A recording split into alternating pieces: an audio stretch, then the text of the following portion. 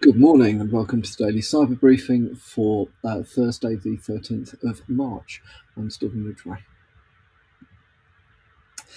Time is running out to get off old versions of Firefox. If you're not updated by Friday, the any versions earlier than version 128 will not be receiving an update to a key root security certificate, which will mean that the browser will be unable to verify certain sorts of content and certain other sites, and may result in general messing about. I'd put it in context. I think, let me get this right, version 128 was released in July last year, so that is a few months ago.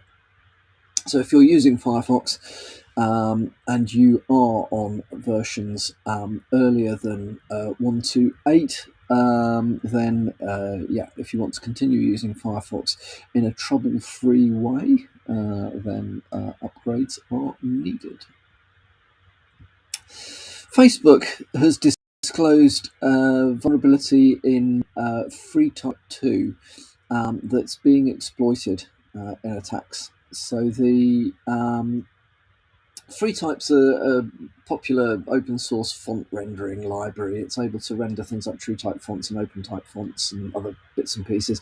It is installed in literally millions of systems, Linux, Android, some game engines, GUI frameworks, online platforms, you name it. So the vulnerability is tracked as CVE 2025-27363 with a CVSS version 3 severity score of 8.1, which makes it high. It's been fixed in Freetype version 2.13.0, and it was fixed as of about a month ago. No, sorry. It was actually fixed in February 2003. So this is quite an old vulnerability. However, these things don't necessarily get updated that quickly. So if you think you may well be using Freetype on any of your systems or any of your packages, definitely have a look to check to see which versions are being run. Have a look at this vulnerability. It's out there. So I suspect that I would have thought the majority of Linux and Android instances would have been patched and updated since then, but you never know. So worth having a quick look. We've over the last few days been talking a little bit about Deepfake AI generated scams. Well, there's an interesting article in Information Security Buzz this morning that talks about how the UK-based engineering firm Arup were tricked into transferring around $25 million to cyber criminals using a deepfake video of the company's CFO. Now, it's spoofing instructions from the CFO is common. We've come across it. It's not common as in it happens to everybody, but it is one of the more common successful financial fraud vectors that we've come across in over the last few years. We're aware of organisations that have been targeted in this way, and we're aware of some organisations who've fallen for this sort of stuff. In the older versions of this, you might get an email from your CFO saying do something. Well, if the email comes from a compromised account, it can be very difficult to work out that is not a legitimate request. And if your internal processes and procedures don't include checks and balances, that when the CFO says do something, that you ought to be doing that thing. My experience of CFOs is that they're quite scary people. with apologies to any CFOs who are not scary people, but most people in the organisation are scared of you because you control not only their ability to get the job done, but you control whether they continue to have a job and get paid. So, the impact you have on people is probably greater than you realise. That's true of anybody senior, but especially CFOs, actually. So if the CFO sends you an email saying do something, it is very likely that if it's within your ability to do it, you will do it. Now, the next step up from that was sort of voice spoofing, which has been around for a while. So you get a voice message or whatever it might be. Again, if you recognise the voice, which these days, and I've played with some of these AI generated voice spoofing things. They're not perfect, but they ain't bad. And now, of course, we have deepfake video. So,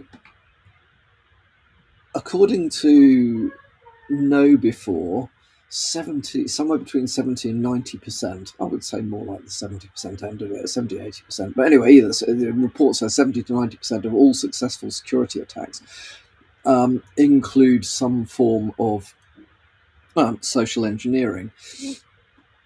And something in the region of, well, they say it's 68%, which seems a very accurate assessment, but 68% of deepfake content that's been analysed was nearly indistinguishable from genuine video.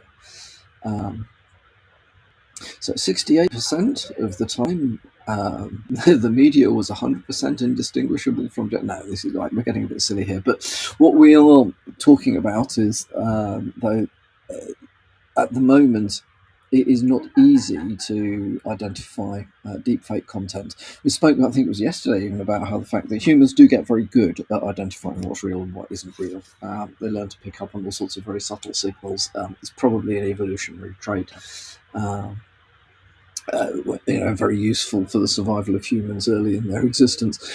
However, if deep fakes are improving faster than humans can evolve to learn,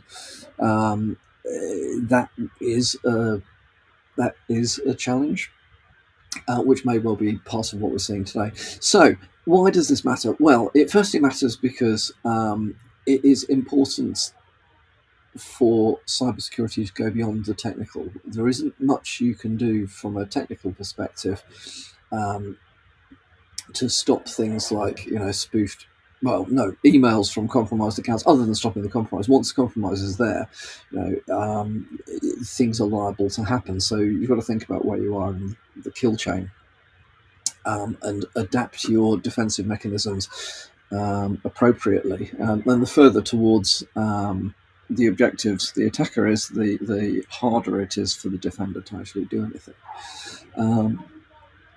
But also, we need to help people to understand that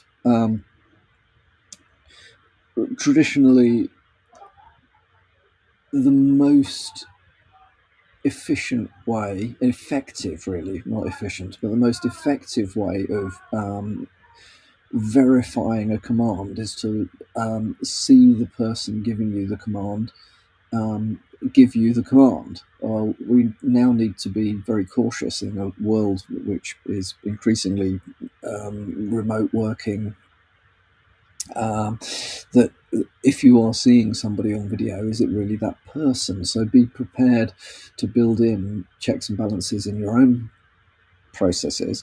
I mean, perhaps it would be appropriate for an organisation to say, well, if transfers are over X million pounds, dollars, whatever, there needs to be something more substantial than a video, a personalised directive from the CEO or the CFO or whoever it would be, before these things actually get authorised. How are these